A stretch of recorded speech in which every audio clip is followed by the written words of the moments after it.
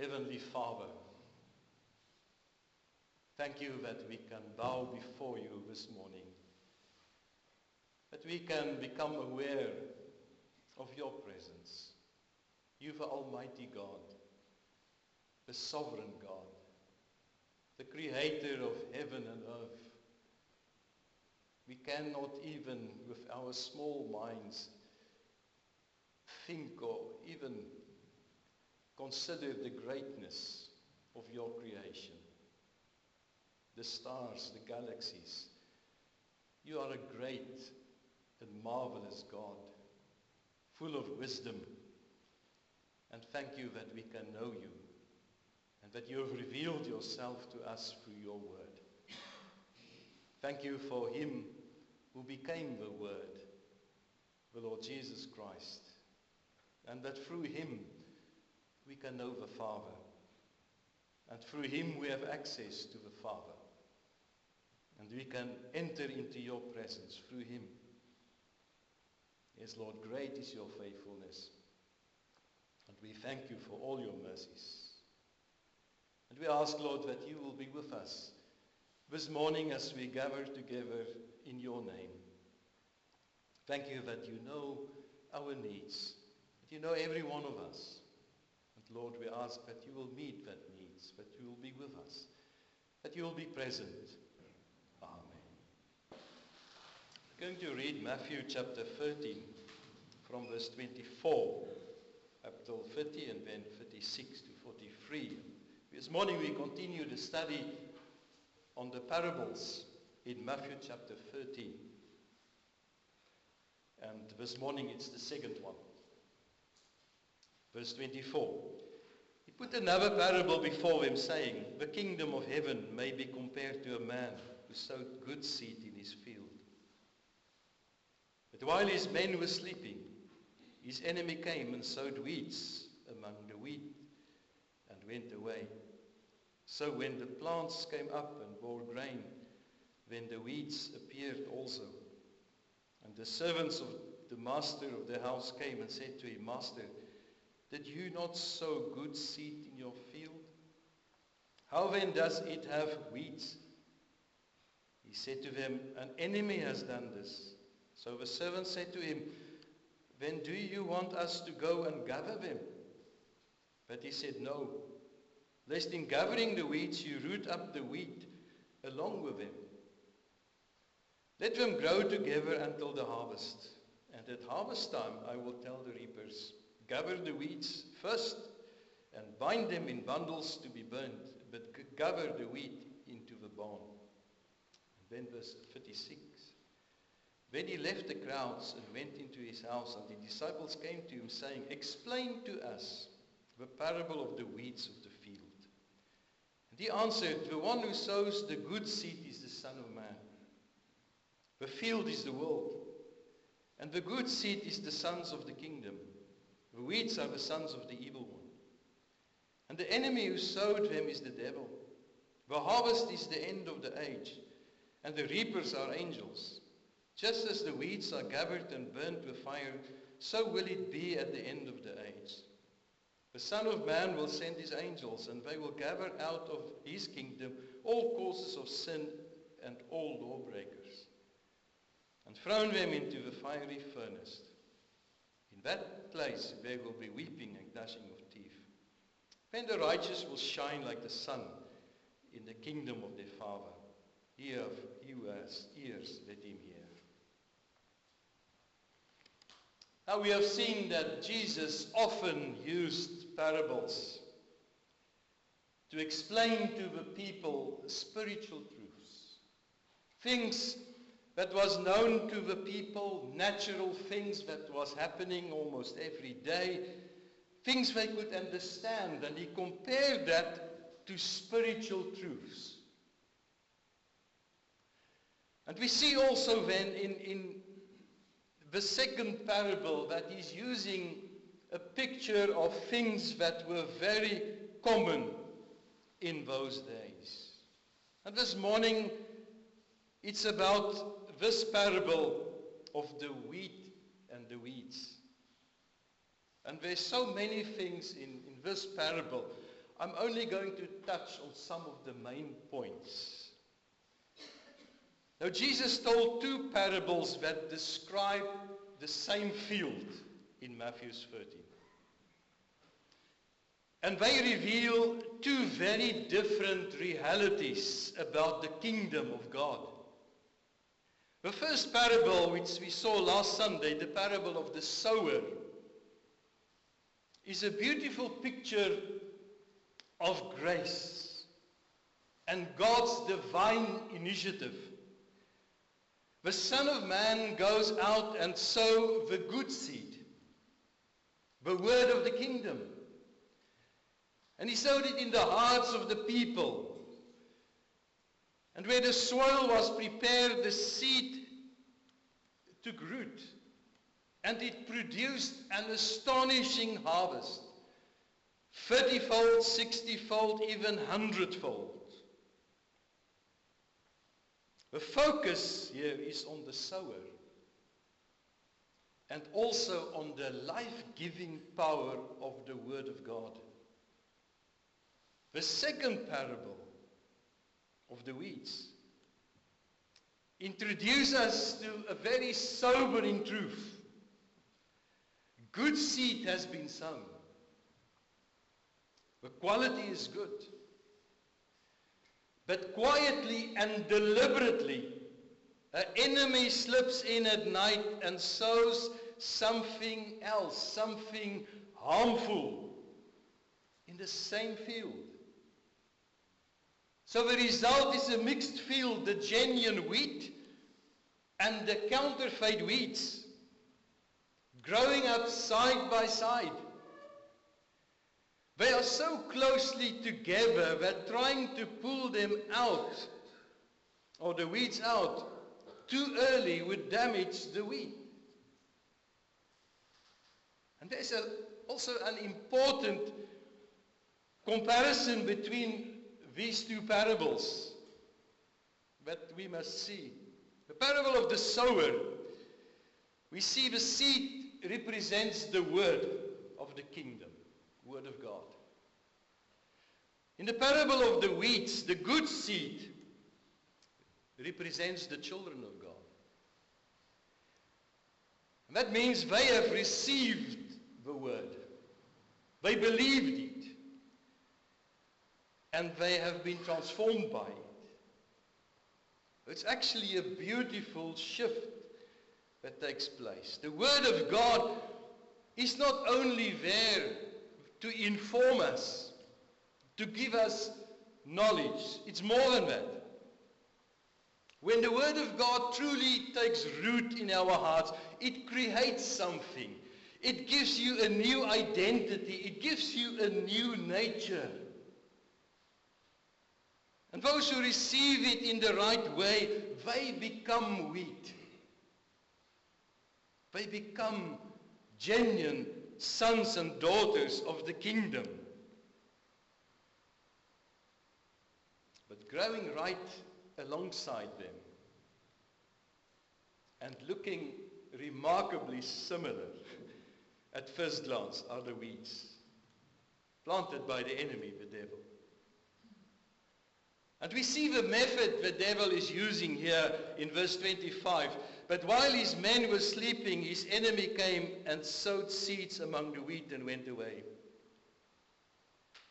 We see, look at this parable, there's a striking thing that we notice in the work of the enemy and how he operates. He does not start a direct and violent attack on the field. Maybe what you would expect from the devil, the evil spirit. He does not burn the crops or rip out the wheat. No, instead, he sows weeds among the good seed. He's not outright to destroy, but he contaminates. Mixing something harmful in the same field where there's the genuine. And in the life of the church, the devil typically operate using the same method. Imitation and deception. The Bible says in 2 Corinthians 11 verse 14, even Satan disguises himself as an angel of light. Jesus called him a liar and the father of lies. That's why you see in the world we live in today that lies is so common. Because the devil is the father of the lies. He's an angel of light, and his most powerful weapon is not open hostility, but deception. The specific wheat Jesus mentions here is darnel, a common wheat in the Palestine fields. And in its early stages, darnel looks almost exactly as the wheat. Only later, as they mature, does the difference become clear. The wheat heads become heavy. You've maybe seen it often in the wheat fields. When it's near the time of harvest, the heads become heavy under the weight of the grain, and it's bending. Darnel's heads, the wheat, stands upright, but it remains empty, and then it produces toxic seed, and it can be harmful if it is eaten. And this is important detail. The enemy does not sow something obviously evil or completely different. The real test is not the early outward appearance, because they look the same in the beginning, but what it ultimately produces. How does it look in the end? Verse 38 tells us the weeds are the sons of the evil one. The weeds represent the sons of the devil, people who belong to Satan's kingdom. The Bible clearly teaches there are two kingdoms, the kingdom of God and the kingdom of the devil, the kingdom of light and the kingdom of darkness. And these people that are mentioned here, that is compared to the weeds, are not necessarily obvious atheists or immoral people. In the context of this parable, they are often those who appear very similar to true Christians. They even use religious language. They participate in Christian activity, but they've never been fully converted. So their true father is the devil, even if they look religious at the outside. And we see this principle in many spiritual spheres in the world today and in the church. The first one is the area of false teaching. False philosophies, false teachings of Christianity. They rarely announce themselves by saying we are false. They usually come dressed in familiar Christian language, quoting the Bible. And maybe that's when the devil is the most dangerous, when he quotes the Bible. That's what he did with Jesus in the temptation in the desert. Very dangerous. A counterfeit gospel is dangerously close and sounds like the real one, just like the wheat and the weeds. They may speak warmly about Christ, salvation and grace, but at vital points they differ. Also in the area of false profession, inside the visible church, there are always two kinds of people whose hearts have been those who genuinely changed and transformed by God, and also those who look like believers on the outside, but they lack the inward reality, the inward life. Jesus warned about them when he said in Matthew 7, verse 21, many will say to me, Lord, Lord, and then I will declare to them, I never knew you. I never knew you. And also in the end of times, we also see that there will be great deception. The enemy's strategy is to imitate. And he will be most dangerous in the end of the age. Jesus warned about that. He said in Matthew 24, verse 24, false Christs and false prophets will rise and perform great signs and wonders so as to lead astray, if possible, even the elect. People who speak in the name of God, false prophets, false Christ, they will even perform great things and great miracles and followed by many people. They say they will lead many astray and even possible the elect. In the book of Revelation we read that his power will be so much and so persuasive that the whole world will give their allegiance to him. Revelation 13. People will worship the beast. The Bible called it the Antichrist, the dragon. It's the most dangerous false teaching. And the most dangerous lie is the one that looks almost exactly like the genuine one. That's the most dangerous one. Because they are almost always the complete opposite. It imitates, it perverts, and it twists what God has planted. Even today, even in the news, you hear so many things that people say, and they say it with many different purposes. And not always according to the Word of God. We see in verse 29, verse 30 to verse 30, why Jesus permits them to grow together. Because a good question to ask is why can they not pull out the weeds when they are young and early? It's a legitimate question they ask. But the owner said, no. Don't pull out the wheat immediately. Wait. Wait. Wait, let them grow up together. Because if you pull out the wheat now, it would damage even and destroy the young wheat plants. So what looked like a delay was actually a protection. He's showing mercy towards the genuine ones. He didn't want to harm those who belonged to him, because there was a risk of harming even the true children of God by pulling out the weeds too early, and their roots was together, and in that process they could take out maybe some wheat, the genuine ones.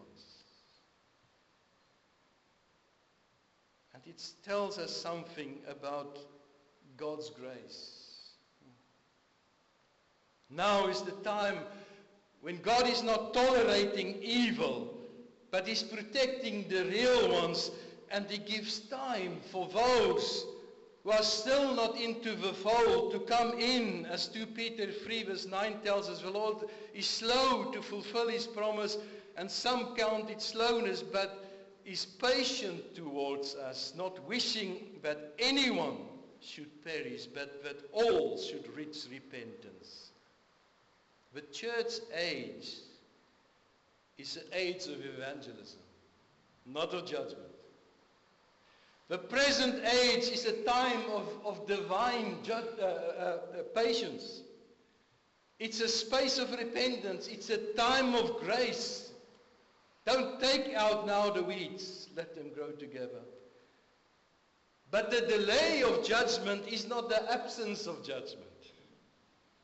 Because the harvest will certainly come. God does not force anyone to worship Him or follow Him. But He extends mercy towards people. In verse 30, He speaks about the harvest. At harvest time, I will tell the reapers, gather the weeds first and bind them in bundles to be burned, but gather the wheat into the barn. The harvest will certainly come. It's not a vague possibility. It's a certain reality. It will come. For every farmer as well who's working his lands, he's waiting for the time of harvest. He's patiently waiting for that great event. And at that time, the separation will be complete. The weeds are gathered first in bundles and then burned. Wheat is not overlooked, but carefully gathered by the owner's barn, safe, secure, brought into his possession, the true people of God. God knows them, He's protecting them, and He will finally bring them home. Finally. And not one of them will be lost. He's working carefully. Let the harvesters be careful. Take out the wheat first, but then that which belongs to Him, the wheat, gather in the barns. But this explanation of Jesus, of this parable, is also a very solemn one. It's a very solemn one. We read in verse 41, the Son of Man will send His angels, and they will gather out of His kingdom all causes of sin and all lawbreakers. And this is a very important phrase. Jesus does not say the angels will remove only the obvious wicked things. They will be gathered together, but also all causes of sin. Everything that causes people to stumble. All the lawbreakers, all those who live in rebellion against God and His law. We live in a time of lawlessness, and the Bible says it will even increase till the end of age. The lawlessness, because people turn their back upon God, and we are reaping terrible consequences of that. And He says when His angels will coming in the harvest time, they will also remove that. Those who openly were living in rebellion against God and His laws. And it also includes those who appeared religious, those who used Christian language, those who attended church, those who looked like wheat for a long time, but whose lives showed no real obedience to God. There was something lacking. There was no life of God in them. So in verse 42, Jesus says, what will happen when they are gathered together and brought together? The weeds are gathered and thrown into the fiery furnace, where there will be weeping and gnashing of teeth. The clear warnings about the final judgment in the New Testament is not from a harsh, a distant God. Sometimes God is pictured as this one who's only full of judgment. No. And even this parable doesn't picture God in that sense as a distant God. Because He who spoke these words is the same one who said of Jerusalem in Matthew 23, verse 37, "O Jerusalem, Jerusalem, how often would I have gathered your children together as a hen gathers her brood under her wings, but you were not willing. That is the heart of God. To gather together, to bring together those who belong to Him, to save them, to care for them. He is the very one who said He came to seek and save the lost. He's the very one who said he came to give His life as a ransom for many. So this warning is a warning with compassion. Not in the first instance to frighten people needlessly, but to urge them to be saved. What is some of the practical lessons of this parable? This parable does not instruct the servants to go out and root the weeds themselves. And by that, the parable is not calling us to be passive or just ignore evil. We see it all around us, everywhere, governments, almost an increase of it. It's endemic, it's evil, corruption, everywhere. We cannot call evil good. It's not ignoring evil by letting the weeds grow. No. It tells us maybe something about the mission of the church. It's not in the first place to transform society. Many church groups have also changed in that. Previous years and decades ago, churches who had a great mission track record. They went out the word of God spreading in many parts of the world. They were known for that. But they've lost that. They've only mostly becoming involved in trying to transform by social activities this present world. To be so involved socially, but you forget about proclaiming the gospel, the good seed of God and God's word that is able to transform a life and a heart from inward outward. The harvest belongs to God.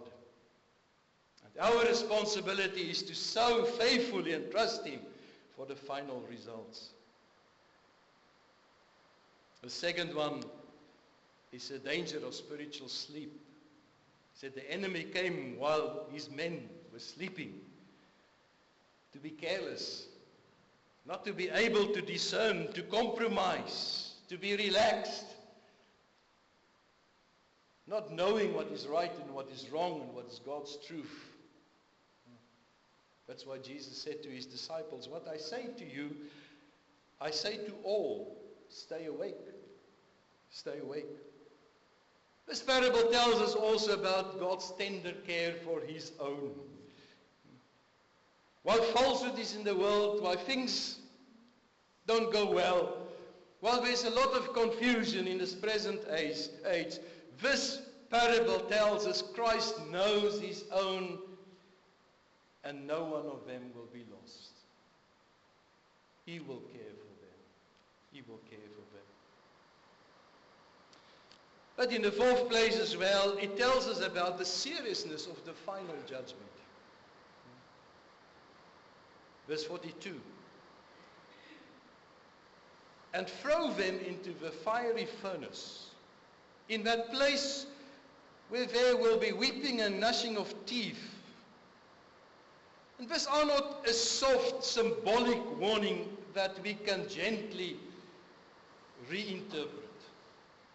Unfortunately, in the church, in many places, it's not a topic that is much loved or much speak about. But Jesus spoke about it. That there will be a harvest, and there will be a division, and there will be a separation. And the one group, it's a serious word of Jesus, but He spoke about them, the weeds. What can you do with them? Can you take them to the corporation and give your weeds in after you harvest them and get some money for it. No. With the wheat you can do it. You can take it to the corporation, you can to the silos and put it there and you get some money for it. There's worth in it, but the weeds, it's got no worth. And therefore, they are bundled together and thrown in the fiery furnace. And it's speaking about judgment. For those who reject Christ, it's a sober picture. Gnashing of teeth, weeping,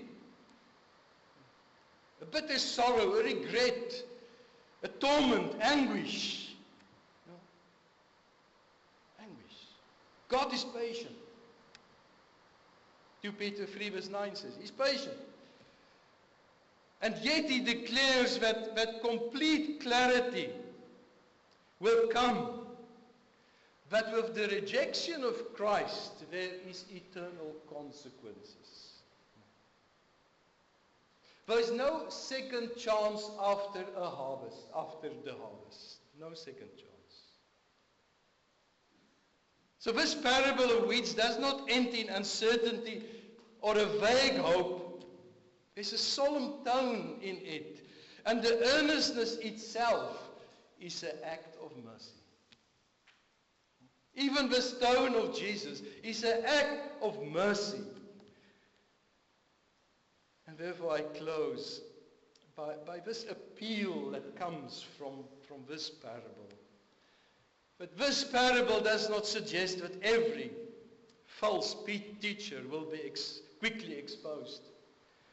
But every counterfeit gospel will be immediately recognized.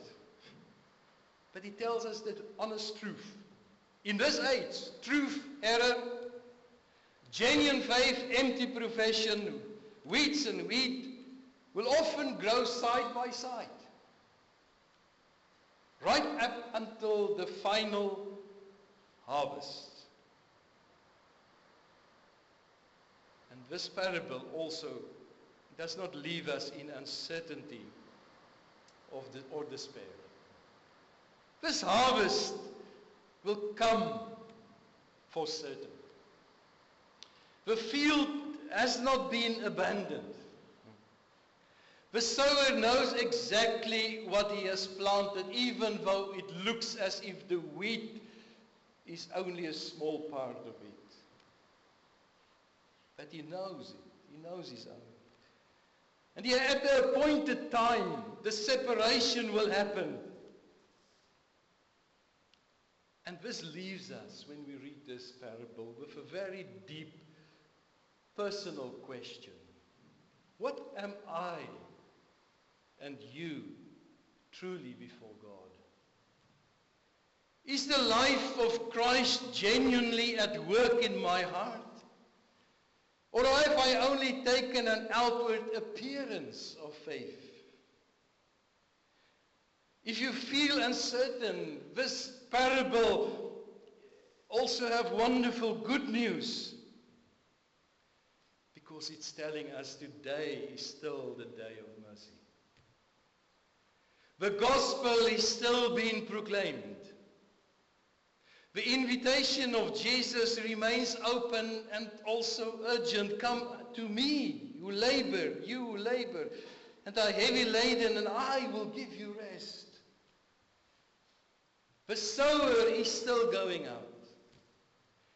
The good seed is still being sown. The door of the barn is still wide open. But it tells us the harvest is coming. And only God knows that day. Therefore, flee from the wrath to come. Flee to Christ, who alone can save. Amen. Let us pray. Lord, we thank you that you have used parables, the natural, to teach us the supernatural. And thank you for this parable that tells us of your mercy and of your grace, of your care for your own, But it tells us also of a harvest that is coming. A separation between the wheat and the weeds. And we ask you, Lord, that we might respond to your call of love. That we might respond to your invitation in this life while we have time, while we have the ability still to think and to respond. To hear your call, come unto me, all who are heavy laden, and that we will find rest with you. We ask it in Jesus' name. Amen.